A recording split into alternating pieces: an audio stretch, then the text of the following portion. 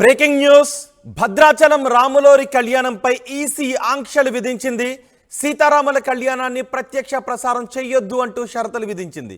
ఎన్నికల కోడ్ అమల్లో ఉన్నందున లైవ్ ఇవ్వొద్దు అని ఈసీ ఆదేశాలు జారీ చేసింది. రాష్ట్ర ఎన్నికల కమిషనర్కు మంత్రి కొండా సురేఖ లేఖ రాశారు.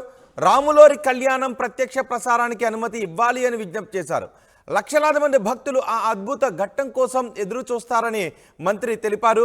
ఎన్నికల కోడ్ అమల్లో ఉండడంతో కళ్యాణ క్రతువుకు ముఖ్యమంత్రి రేవంత్ రెడ్డి దూరంగా ఉంటున్నారు. ప్రభుత్వం తరపున ముత్యాల తలంబరాలు, పట్టు వస్త్రాలు సిఎస్ శాంతికుమారి, దేవాదాయ శాఖ అధికారులు సమర్పించనున్నారు. రేపు మిథిల స్టేడియంలో అభిజిత్ లగ్నంలో శ్రీ సీతారాముల కళ్యాణ మహోత్సవం జరగబోతోంది.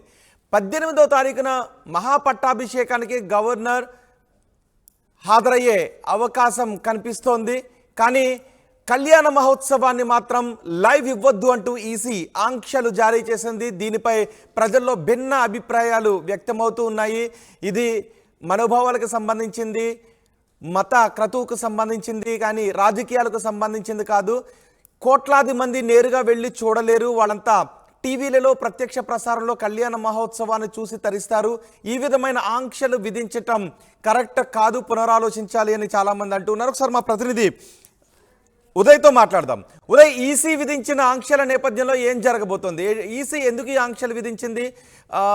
అంటే దేవాలయాలకు సంబంధించి ప్రత్యక్ష ప్రసారాల విషయంలో ఈసీ ఆంక్షలు విధించే అవకాశం ఉంటుందా? దీనిపైన ఎటువంటి స్పందన వస్తోంది? రోహిత్, దేశవ్యాప్తంగా శ్రీరామనవమి వేడుకలు, సీతారామ కళ్యాణానికి పూర్తిగా రామాలయాలు ముస్తాబవుతున్నాయి. ఒకవైపు ప్రధానంగా సీతారామచంద్ర స్వామి దేవస్థానాలకు సంబంధించి ప్రధాన ఆలయాల్లో కూడా కళ్యాణానికి ఏర్పాట్లు ముమ్మరంగా సాగుతున్నాయి. అయితే ప్రధానంగా దక్షిణ సాకేతపురి, అయోధ్యగా పేరుగాంచినటువంటి బాసిల్లుతున్న పవిత్ర పుణ్యక్షేత్రం శ్రీ భద్రాచలం సీతారామచంద్ర స్వామి దేవస్థానంలో కూడా కళ్యాణానికి పూర్తి స్థాయిలో ఏర్పాట్లు చేశారు. అయితే రేపు 17వ తేదీన అభిజిత్ లగ్నంలో సీతారాముల కళ్యాణ మహోత్సవం, 18 మహాపట్టాభిషేకానికి ఇప్పటికే ఆలయ కార్యనిర్వాహక విభాగం అయితే ఏర్పాటు చేస్తుంది. అయితే దీనికి సంబంధించి రేపు కళ్యాణ మహోత్సవం, అదేవిధంగా పట్టాభిషేక మహోత్సవం ప్రతి ఏటా కూడా చాలా అంగరంగ వైభవంగా కొనసాగుతుంది. దేశవ్యాప్తంగా రామభక్తులు కావచ్చు, హిందుత్వ సంబంధించినటువంటి స్వామీజీలు పెద్ద ఎత్తున ఈ కళ్యాణ మహోత్సవానికి ప్రత్యక్షంగా హాజరయ్యే అవకాశం ఉంటుంది. ఒక విధంగా హాజరు కాని వాళ్ళు పరోక్షంగా ప్రత్యక్ష ప్రసారం ద్వారా టీవీలలో వీక్షించే అవకాశం ఉంది. అయితే ఖచ్చితంగా ఒకవైపు ఎలక్షన్ కోడ్ అమల్లో ఉంది. దేశవ్యాప్తంగా లోక్సభ ఎన్నికలు, తొలి విడత ఎన్నికలు జరుగుతున్నాయి. ప్రస్తుతం లోక్సభ సంబంధించిన ఎన్నికలు కూడా జరుగుతున్న వేళ ఎలక్షన్ కోడ్ అందుబాటులో అమల్లో ఉండడంతో పూర్తిగా ఈసీ కూడా చాలా కీలకమైనటువంటి నిర్ణయం తీసుకుంది. ప్రధానంగా భద్రాచలం దేవస్థానానికి సంబంధించి ప్రత్యక్ష ప్రసారాన్ని నిలిపివేస్తూ ఇప్పటికీ ఈసీ నిర్ణయం తీసుకుంది. ఈ నెల 4వ తేదీనే ఇప్పటికే ఆలయ కార్యనిర్వాహక భవనంతో పాటు రాష్ట్ర ప్రభుత్వానికి కూడా ఈసీ లేఖ రాసింది. ఖచ్చితంగా దక్షిణ అయోధ్య భద్రాచలం పుణ్యక్షేత్రం నుంచి ప్రత్యక్ష ప్రసారానికి సంబంధించినటువంటి అనుమతులను నిలిపివేస్తున్నట్లు ఇప్పటికే ఈసీ కూడా అధికారికంగా అటు ఆలయ కార్యనిర్వాహక విభాగంతో పాటు రాష్ట్ర ప్రభుత్వం వెల్లడించడం మనకు స్పష్టంగా సమాచారం అవుతుంది. అయితే ప్రధానంగా గత కొద్దిసేపటి క్రితం దేవాదాయ శాఖ మంత్రి కొండా సురేఖ కూడా ఇప్పటికే సీఈఓ వికాస్ రాజ్ కు లేఖ రాశారు. ఖచ్చితంగా ఇది చాలా మనోభావాలకు సంబంధించినటువంటి, ఒక మతానికి సంబంధించినటువంటి విషయం. ఈ అంశాన్ని మరోమారు పునఃపరిశీలించి ఖచ్చితంగా ప్రత్యక్ష ప్రసారానికి అనుమతి ఇవ్వాలంటూ కూడా దేవాదాయ శాఖ మంత్రి కొండా సురేఖ అయితే ఇప్పటికే సీఈఓ వికాస్ రాజ్ కు లేఖ రాశారు. ఏదేమైనప్పటికీ హిందుత్వ సంఘాలు పెద్ద ఎత్తున ఆగ్రహం వ్యక్తం చేస్తున్నాయి.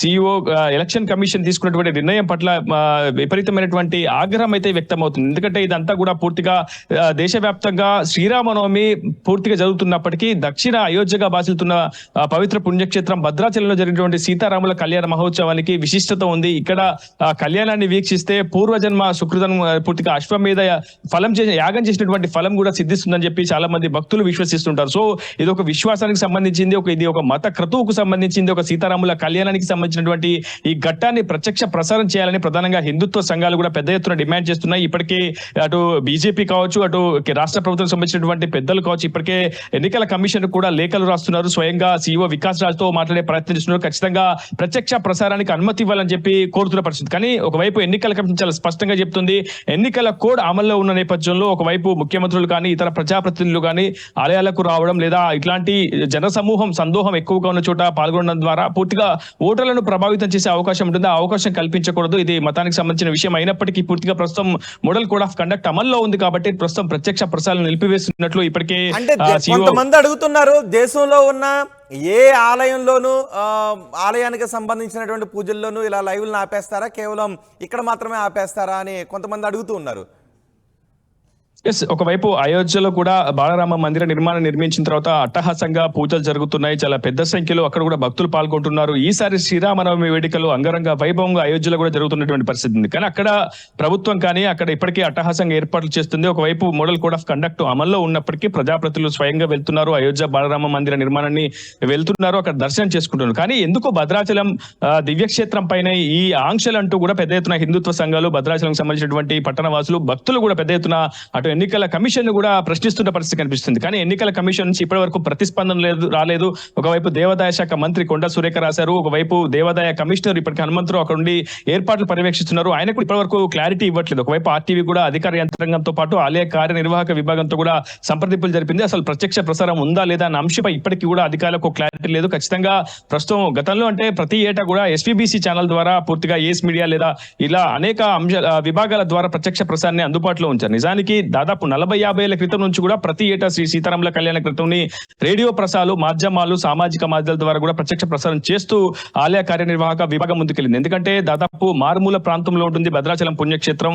దేశవ్యాప్తంగా శ్రీరామనవమి ఎక్కడ జరిగినా భద్రాచలం దివ్యక్షేత్రంలో జరిగే శ్రీరామనవమి చాలా కులమానంగా భావిస్తుంటారు. సో ఇక్కడ సీతారాముల కళ్యాణ మహోత్సవాన్ని, ఆ ఘట్టాన్ని, ఈ రోజు జరిగే ఎదుర్కోలు ఉత్సవాన్ని, రేపు జరిగే కళ్యాణ మహోత్సవాన్ని, ఎల్లుండి జరిగే పట్టాభిషేకాన్ని కనులారా వీక్షించాలని ప్రతి ఒక్క భక్తుడు కూడా చాలా ఉవ్విల్లూరుతుంటారు. కానీ చాలా మంది వ్యయ ప్రయాసాలు కోర్చి ఒకవైపు ఉష్ణోగ్రతలు కూడా భారీగా నమోతున్న వేళ చాలా మంది ఆలయానికి స్వయంగా వచ్చి కళ్యాణ క్రతువును చూసేందుకు వీలు ఉండదు. సో ఖచ్చితంగా ఇంటి ద్వారా లేదా ప్రత్యక్ష ప్రసారాల ద్వారా లేదా సామాజిక మాధ్యమాల ద్వారా కళ్యాణ క్రతువును చూసి చాలా మంది భక్త పార్వశ్యంతో ఉవ్విల్లూరుతుంటారు. సో అలాంటి అవకాశం ప్రస్తుతం ఈసీ తీసుకున్న నిర్ణయంతో దూరమైందని చెప్పుకోవాలి. కానీ ఈ నిర్ణయంపై ఈసీ తీసుకున్నటువంటి ప్రత్యక్ష ప్రసారం నిలిపిస్తూ ఈసీ తీసుకున్న నిర్ణయంపై పూర్తిగా హిందుత్వ సంఘాలు పెద్ద ఎత్తున ఆగ్రహం వ్యక్తం చేసి తక్షణమే ప్రత్యక్ష ప్రసారాన్ని చేసేందుకు అనుమతి ఇవ్వాలని కూడా ఈసీకి ముందు పెద్ద ఎత్తున వినతులు అయితే వెలువెత్తున్నాయి. ఇప్పటికీ బీజేపీ నేతలు, ఒకవైపు కేంద్ర మంత్రి కిషన్ రెడ్డి కూడా ఈ అంశంపై మరి పూర్తిగా ఈసీని నివేదిక కోరినట్లయితే తెలుస్తుంది. పూర్తిగా ఈసీకి కూడా ఒక రిక్వెస్టింగ్ లెటర్ అయితే రైజ్ చేసినట్టు తెలుస్తుంది. ఖచ్చితంగా ఈసీ మనోమారు పునఃపరిశీలన చేయాలి. ఖచ్చితంగా భద్రాచల సీతారామచంద్రస్వామి కళ్యాణ మహోత్సవాన్ని, పట్టాభిషేకాన్ని